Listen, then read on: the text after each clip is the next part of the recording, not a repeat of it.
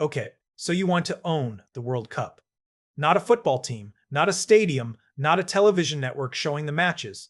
The tournament itself. For 5 weeks, billions of people organize their lives around your product. Cities fill with supporters. Airlines add flights. Hotels raise their prices. Restaurants install larger screens. Sponsors compete for a few seconds of visibility, and broadcasters pay for the right to place your matches in front of their audiences. Then comes the final. Argentina against Spain. Lionel Messi facing Lamine Yamal in what could become one of the most watched sporting events in history. Some supporters searching for seats on FIFA's official resale platform find prices above $6,000. Upper-level tickets approach $10,000. Upper-level tickets approach $10,000. Premium hospitality packages rise far beyond that. Millions of people want to enter the stadium. Billions more want to watch from somewhere else. And sitting at the center of the entire system is FIFA. Here is where this gets interesting. FIFA does not own most of the stadiums. It does not pay the normal salaries of the players. It does not employ the coaches who develop them. It did not create Messi, Yamal, Mbappe, or Haaland. It does not operate the airlines carrying supporters or the hotels where they sleep. The countries provide the national teams. The clubs provide the players. The host cities provide much of the infrastructure. Broadcasters deliver the tournament to people's homes. Sponsors pay to surround it with their brands. And FIFA controls the one thing every participant needs: the World Cup itself. That control has transformed a football tournament into one of the most powerful temporary money machines on earth. For the 2023 to 2026 financial cycle, FIFA expects to exceed $13 billion in total revenue. The organization budgeted almost $8.9 billion for 2026 alone, the year in which the Men's World Cup is played.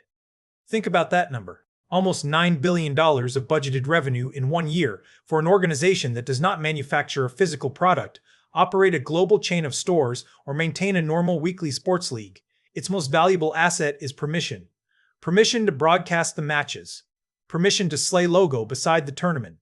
Permission to sell official products. Permission to host customers in premium suites. Permission to buy a seat inside the stadium. To understand how this works, we need to start with FIFA's unusual financial calendar. FIFA does not earn revenue evenly. Its business operates in 4-year cycles built around the Men's World Cup. In the early years of the cycle, revenue can appear relatively small. Commercial agreements are signed, qualification begins, and preparations accelerate. But much of the income is recognized when the tournaments are actually delivered. In 24, FIFA recorded revenue of $483 million. 1 year later, helped by the expanded Club World Cup, revenue reached $2.66 billion. Then comes $20.26 billion. Then comes 2026. FIFA's budget for this single year rises to approximately $8.91 billion. This is not a smooth subscription business like Netflix. It is a financial wave that builds for years and crashes onto the balance sheet when the World Cup arrives. The largest part of that wave comes from television. FIFA budgeted approximately $3.93 billion in broadcasting rights revenue for 2026, representing around 44% of the organization's expected revenue for the year. And the reason broadcasters are willing to pay is scarcity. A television network can produce another talent show. It can commission another crime series. It can purchase hundreds of movies and fill thousands of hours of programming. It cannot create another World Cup. There is one men's FIFA World Cup every 4 years. The matches happen live, the outcome is unknown, and the audience feels pressure to watch immediately. A supporter who learns the score first receives less value from watching later. That urgency is commercially extraordinary. Most entertainment can be delayed, skipped, or consumed whenever the viewer wants. Football creates an appointment. Broadcasters purchase territorial rights from FIFA and then attempt to recover that cost through advertising, subscriptions, distribution agreements, and the strategic value of attracting enormous audiences to their platforms. For FIFA, this is a remarkably efficient product. It sells the same tournament repeatedly across different territories. The match between Argentina and Spain does not need to be recreated separately for American, British, German, French, or Spanish audiences. One event produces dozens of regional broadcasting agreements. But the broadcast is only the beginning. The second major source is the stadium itself. For 2026, FIFA budgeted approximately $3.2 million from ticket sales and hospitality rights. representing about 34% of expected annual revenue. This World Cup offered more inventory than any previous edition: 48 teams instead of 32, 104 matches instead of 64, 16 host cities across the United States, Canada, and Mexico. More teams create more games create more tickets create more hospitality packages, more sponsorship exposure, and more broadcast inventory. The tournament becomes larger in almost every monetizable direction at once. More nations also mean more emotionally invested audiences. A country that qualifies brings millions of potential viewers, new broadcast demand, merchandise sales, and local sponsor interest. Expansion is not only a sporting decision, it expands the commercial surface area of the tournament. Then FIFA adds pricing. A seat inside a stadium is a perishable product. If the match begins with that seat empty, its value falls to zero. But when demand greatly exceeds supply, the same seat can become extraordinarily valuable. For the 2026 final, supporters found resale prices beginning in the thousands of dollars. Some premium hospitality options reach tens of thousands. A normal seat allows you to watch football. A hospitality package can include premium seating, food, drinks, lounges, entertainment, and corporate networking. It transforms the same match into a luxury business product. And corporations are not purchasing only a view of the pitch. They are purchasing access. A company can invite clients, reward executives, build relationships, and attach itself to an experience that customers may remember for the rest of their lives. The football match lasts approximately 2 hours. The commercial relationship created around it might be worth millions. FIFA does not even need to operate all those hospitality services itself. Its 2026 budget describes an outsourced hospitality model under which FIFA receives royalty-based income. That is an important detail. Running premium hospitality directly would require kitchens, staff, purchasing, logistics, and enormous operational complexity across 16 cities. By outsourcing the service, FIFA can participate in the revenue while transferring part of the operational burden to specialist partners. The third major machine is sponsorship. FIFA budgeted approximately $1.79 billion in marketing rights revenue for 2026. The companies paying for those rights include some of the largest brands on earth: Adidas, Coca-Cola, Visa, Hyundai Kia, Qatar Airways, Lenovo, and Aramco at the highest partnership level, alongside tournament sponsors and supporters such as McDonald's, Bank of America, Verizon, Airbnb, and others. But why would companies spend so much money to place a logo around a football tournament? Because the World Cup solves a problem almost every global advertiser has. Different countries watch different television shows. They use different media platforms, speak different languages, and respond to different celebrities. Football crosses many of those borders at the same time. A Coca-Cola advertisement connected to the World Cup can appear relevant in Madrid, Manchester, Miami, Munich, Mexico City, and countless other markets. The campaign changes by country, but the central event remains recognizable. Sponsors are therefore buying more than stadium signs. They are buying category exclusivity, ticket allocations, hospitality access, digital content opportunities, official branding rights, and permission to connect their products to the emotional power of the tournament. If Visa controls the official payment category, a competing payment network cannot simply purchase the same official status. If Coca-Cola holds the beverage partnership, the value comes partly from keeping competitors outside. Scarcity raises the price again. There may be thousands of companies that want to associate themselves with the World Cup. There can only be one top-level partner in each protected commercial category. Then comes licensing. Every official shirt, sticker album, video game product, scarf, collectible toy, and piece of merchandise using protected FIFA or World Cup intellectual property can become another revenue stream. FIFA does not need to manufacture every object. It can license the brand to companies that already know how to produce and distribute those products, then collect royalty-based payments. This is the same economic principle used by some of the most profitable entertainment companies. Own the recognizable intellectual property. Let partners manufacture the physical inventory. Collect a share when the product sells. The World Cup trophy, tournament name, and visual identity are not merely symbols. They are commercial assets. Now add all of this together. Approximately $3.93 billion rest, and from broadcasting. Around $3.02 billion from tickets and hospitality. approximately $1.79 billion from marketing rights, additional income from licensing and other activities. The total 2026 revenue budget reaches almost $8 to $91 billion. But revenue is not profit, and staging the World Cup is enormously expensive. FIFA budgeted approximately $424 billion for competitions and events in 2026. That includes tournament operations, television production, technology, local organizing structures, and the countless systems required to move teams, officials, media, and equipment across 3 enormous countries. By the end of 2025, before the tournament had even started, FIFA had already accumulated approximately $562 million in deferred World Cup organizing costs. About $170 million darted World Cup organizing entities and personnel. More than $94 million related to television production. Approximately $298 million covered general event operations, technology, and support services. Then there is the money returned to the participants.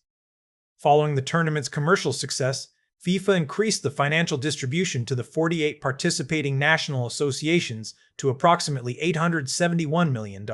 Clubs also receive money because they release the players who make the tournament possible. FIFA set aside a record $355 million under its club benefits program for the qualification process and final tournament. That distribution is important because FIFA has a structural problem. Its most valuable performers are employed by someone else. Real Madrid, Barcelona, Manchester City, Bayern Munich, Paris Saint-Germain, and thousands of other clubs pay the players weekly salaries, fund their development, and carry the risk when they are injured. FIFA needs those players for the World Cup. The club benefits program compensates clubs for releasing them, helping preserve the relationship between international and club football. FIFA also funds development programs across its 211 member associations. It describes itself as a non-profit organization and budgets most of its expenditure for competitions, football development, education, and governance rather than distributing profits to private shareholders. This does not mean the business questions disappear. It means FIFA's financial objective is different from a normal corporation. Apple earns money for shareholders. McDonald's earns money for shareholders and franchisees. FIFA accumulates revenue through global football and redistributes much of it through tournaments, member associations, development programs, and reserves. Control of those billions still creates enormous institutional power. A national football association in a small country may depend heavily on FIFA development funding. That makes the World Cup's commercial performance important, even to countries that never reach the final tournament. The final in New Jersey helps fund football projects thousands of miles away. At least, that is the system FIFA presents. But there is another side to the economics. Hosting can be much more complicated for the cities and countries involved. FIFA owns the tournament rights, but the host regions carry many local costs: security, transportation, public services, fan zones, temporary facilities, and stadium preparation. Canada's Parliamentary Budget Officer estimated that Canadian governments would spend more than $1 billion Canadian dollars to host 13 matches in Toronto and Vancouver. That works out to an enormous public cost for each game. The economic argument is that visitors fill hotels, restaurants, and shops, while global exposure benefits the city long after the tournament ends. The problem is that these benefits are difficult to measure and easy to exaggerate. Some spending is simply displaced. A local resident avoiding a crowded city may cancel a restaurant visit. A normal tourist may choose another destination. Hotel revenue can rise without flowing evenly through the wider economy. Mexico experienced this problem during the 2026 tournament. The World Cup brought packed stadiums and intense public attention, but early assessments suggested the broader economic impact was smaller and less evenly distributed than many forecasts had promised. FIFA's revenue is contractually protected through broadcasting, sponsorship, ticketing, and licensing. A host city's return depends on visitors actually spending enough money to justify the public expense. These are not the same risk. FIFA sells the global event. The city pays to make its local portion work. This is one of the central reasons the World Cup is such a powerful business for FIFA. The organization controls the scarce commercial rights while distributing significant parts of the physical and public service burden across host countries, stadium operators, broadcasters, sponsors, and local organizing bodies. Everyone participates because the tournament offers something they cannot easily create alone. Broadcasters receive audiences, Sponsors receive attention. Cities receive visitors and prestige.